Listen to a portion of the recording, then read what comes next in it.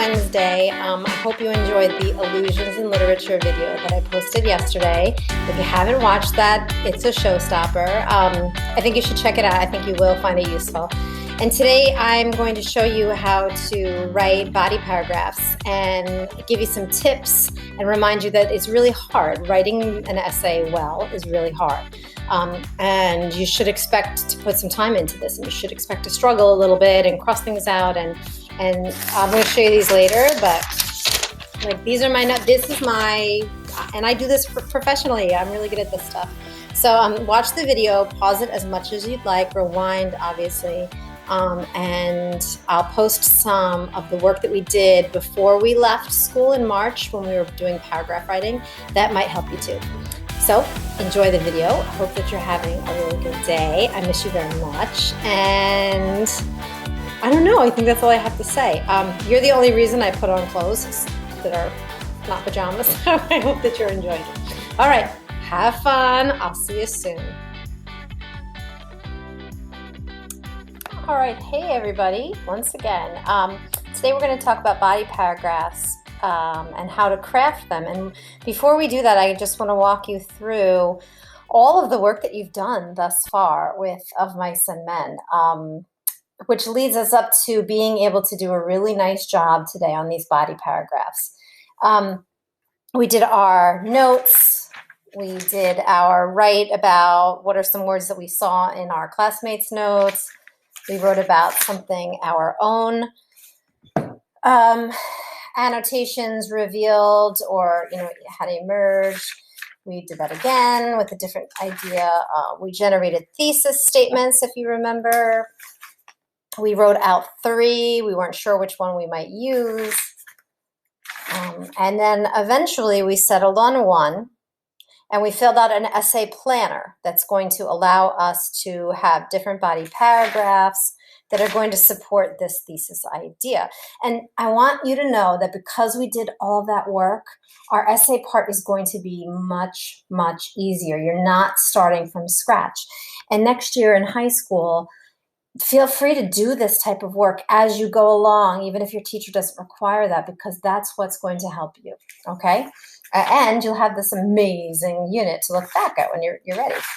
Okay, so you wrote your introductions, and now we're ready to think about our body paragraphs. Okay, so I'm going to show you this today. I'm going to start it, and I'm going to speed up the video so it won't take forever, but I do want to share a few tips that I find really helpful to me as a writer, and I think you might enjoy too. I don't know if you'll enjoy them, but you might find them helpful. Okay, I'm going to write 3 body paragraphs. I'm going to find 3, as I imagine, 3 times when, or 3 ways that I know I can have a discussion about to prove ultimately this thesis statement. And before we start, one piece of advice that I can give you is your paragraphs should sound like a conversation about the events of the book, almost as if these people are real, not as if you're writing just for a teacher with, phrases like, for example, in the book, it says when. If you can make it sound more like a conversation, you're on your way to some beautiful writing. Okay, I can't talk and write at the same time. Should sound like a conversation and not like school writing, even though it is school writing. Okay, so everything that we've done is kind of brought us that we will be able to have a conversation. Okay, I'm going to write this paragraph will prove that, and I'll never write this in my essay. And I know what this essay, my first paragraph, is going to prove. I already have my topic sentence written out, so I just really have to copy it and then rephrase it if I feel like I should. I'm going to say George and Lenny's dream for a peaceful and I'm going to say autonomous, a life that they can do whatever the heck they want, which is kind of what I always want in my life. George and Lenny's dream for a peaceful and autonomous life keeps hope alive. Okay? Now, there's my topic sentence. Everything that I write is going to support this.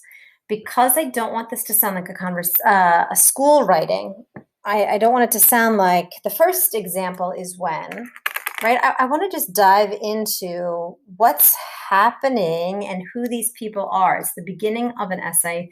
So I don't want to tell all the plot, but I definitely should mention who these guys are.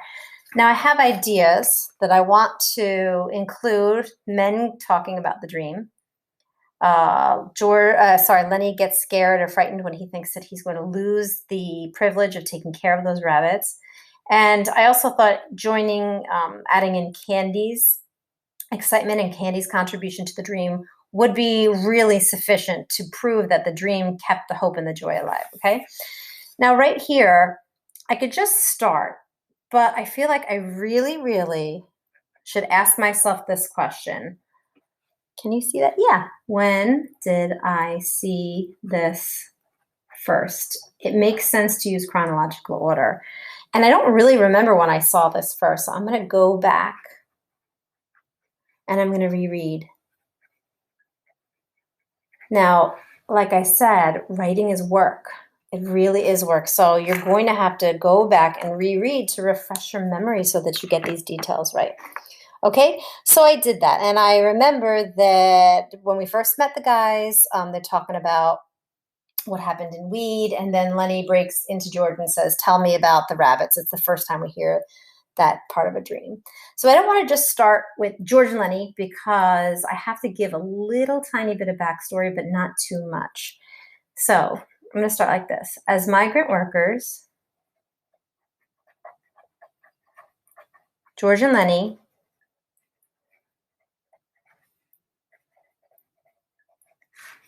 are a rare breed, right? They're different. I want to make sure that my reader knows that they're different. I can use a dash. The two men travel together as they move from job to job. Okay, so this is not really directly supporting this, but this is giving a bit of background so that I have context. So I don't need to say that they've been kicked out of Weed, that they're on the run. I don't need to say it's the 1930s because I've already talked about that in my introduction, but I do need to kind of tell you who they are in just a sentence. So see if you can try that when you're jumping into your first body paragraph. I'm going to get to my detail now. In this lonely life, George and Lenny have a dream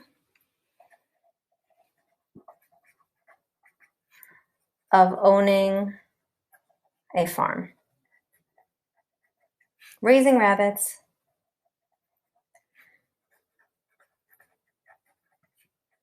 and enjoying their lives in peace. Okay, that's my detail, and that's specific because it tells you, exactly what these two men want and exactly what they're looking for. Okay, the details of this dream. And I know that I'm going to use the details because when I went back and reread it, George was so descriptive when he was telling about Lenny about the dream, and Lenny was getting so excited. He was like clapping and his eyes were lighting up, and I wouldn't have remembered that if I hadn't reread again. The details of this dream excite Lenny and he urges. Okay, and I'm going to add my quote because I'm going to tell you what the quote is going to be about without saying in the story it says that, or in a paragraph it says, or Lenny says, I want to kind of give some description. I want to blend the description with this analysis. And we did this when we talked about, we wrote our body paragraphs right before we left for the pandemic. So you can go back and look at those notes too. That will help you. Okay, and I found that it was the start of a sentence, but I'm in the middle of my sentence, so I have to block off my T. It was a capital letter T. Tell me, like you done before, and describe the dream. Okay, look, this is a lot. Okay, I'm only through my first detail of my body paragraph number 1. It takes a while. You have to give a tiny bit of background. I'm setting up the detail. I'm now about to drop my quote in there, and I've used the merge method, if you remember. I taught you earlier in the year about comma, colon, and merge, and I'm going to show you examples of that. They're out here, but you can go back and look at these notes. I'm going to move them to the top of our Google Classroom, so that's a little bit more specific to you. Okay, I'm going to write, and then I'm going to come back and show you how I move into my next detail, so that if you are feeling like that was a lot to absorb, that you can take your time and kind of come back and look at the next piece, okay?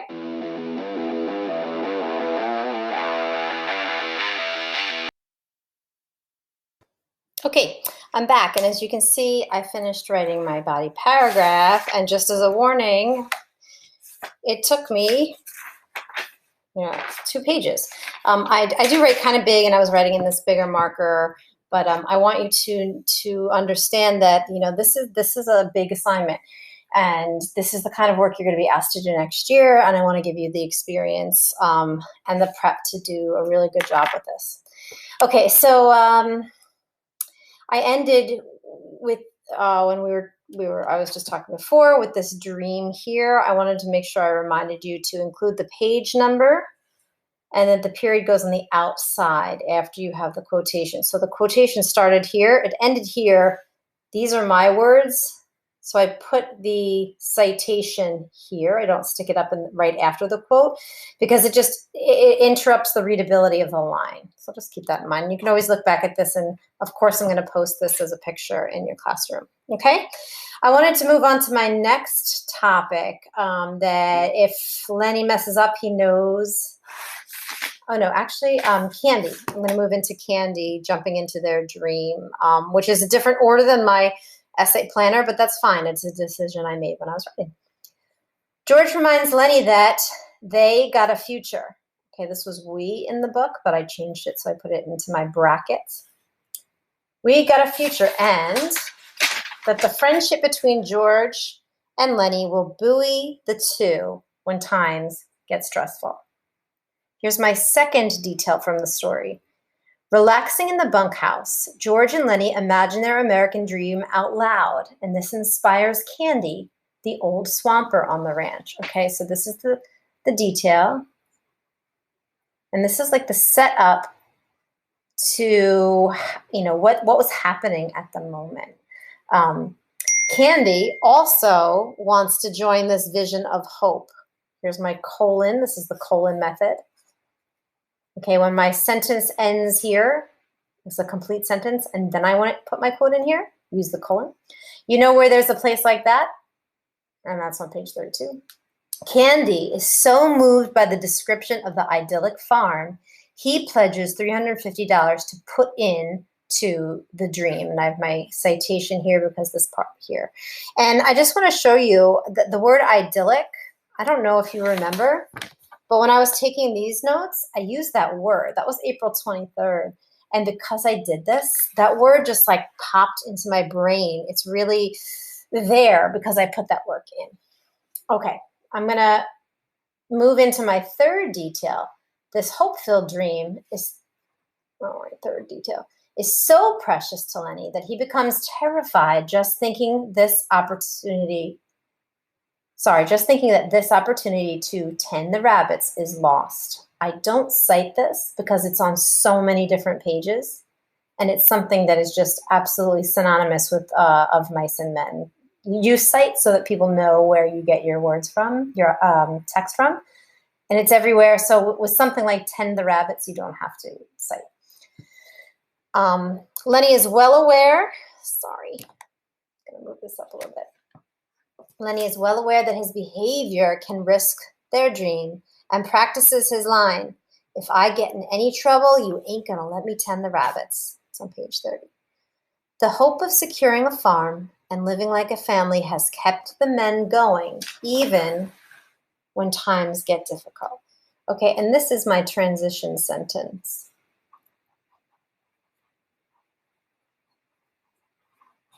Okay, and I don't want to, at the end of my paragraph, I don't want to just repeat what I've said.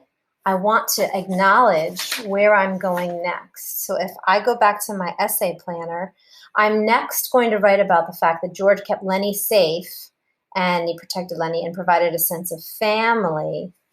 So look, I said not only did this hope keep them going, but it helped them living like a family, because that's where I'm going next. So it's a transition. It's a transition sentence that isn't repetitive. Okay, so let me be very clear. Number one, this is work. Okay, I am upstairs in my house. I am sitting by myself. My entire family is downstairs. My dog's downstairs, because if I was down there with my phone, with the TV, like, I would be so distracted I couldn't do any of this. Besides, I need the quiet, but it's work. So you're going to need to set some time to get that's done and get it done well. Try to write as if you're having a conversation. Okay, I don't mention that these are fictional characters from a book anywhere. And that's not because I don't know that it's a book. Obviously, it's a book. However, it's just so much more engaging when I'm talking to you, I'm writing, like, these are real people. It makes the reader, it just makes it flow so much better, and they can really imagine these people in their mind. Okay, you have to cite your quotes, obviously. There's the colon, there's the comma, and there's the merge. Okay, and I've done, I think, 2 of those. I did merging right here, right? I just put it as part of my sentence. Oh no, I did do the comma. Okay, I did the comma, and I definitely did the colon. Here we go up here. So, you don't have to do all 3 in every single paragraph, but definitely when you're writing your 3 different paragraphs, vary it so it doesn't all sound the same, and you don't want to sound like a robot. And this is my drawing of a robot. Actually, that's not so bad. Is that a robot? I don't know. Okay, well, it was good from the top. You don't want to sound like a robot, a writing robot. 4, I'm sure you're so sick of listening to me, so I understand if you mute this, right? I'm talking about hope. So I don't just say it once. I have hope. Having a future is kind of synonymous with hope.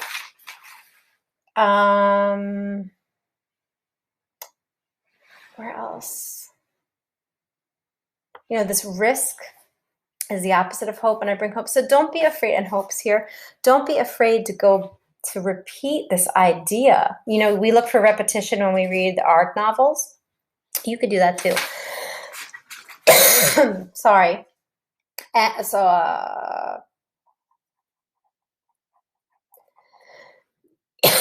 sorry. Right? The repetition of your idea. And remember, this is a draft. Okay? Nothing is permanent. Nothing is fixed. You're learning how to do this really well. And I'm going to give you multiple opportunities to write this and give you lots of feedback. All right, so your job is going to be to write these 3 body paragraphs. You have the entire rest of the week. Today's Wednesday. We've got Wednesday, Thursday, Friday, Saturday, Sunday. Monday's a holiday, but, I don't know what y'all are doing, but I'm not doing much. And on Tuesday, you're going to submit your introduction, and your 3 body paragraphs, and I'd like that typed. So I'm going to write all of this in my notes. Would it help you if I wrote it here? So on Tuesday, you're going to submit your intro. You're going to type it up. I've returned almost everybody's at this point. If I haven't done yours, that's what I'm doing tomorrow while you're working on this. You're going to have body 1, body 2, body 3. We're going to leave the conclusion for last. I have a specific way I'd like to teach you for that. Tuesday, I think it is the 20, I should probably know this. I feel like it's the 24th, but that could totally be wrong. I don't have my, like I said, I left my phone downstairs so I can concentrate. And on Thursday and Friday, I'm going to have drop-in Zoom extra help during class time. And also, if you want to meet, outside of class during your lunch or after school, I'll be available to Zoom one-on-one with you. If you want to come to a bigger group, that's fine too. But I'm really here to help you with this, and I hope that you enjoy it. Hope you have fun. I hope you're enjoying these videos. I'm enjoying making them, but I can't imagine having to listen to myself talk as much as you guys have. So you sort of get an award just for putting up with me. All right, good luck. Have fun. I wish you the best, and have a great weekend, and I'll see you in my Zooms. Bye, guys.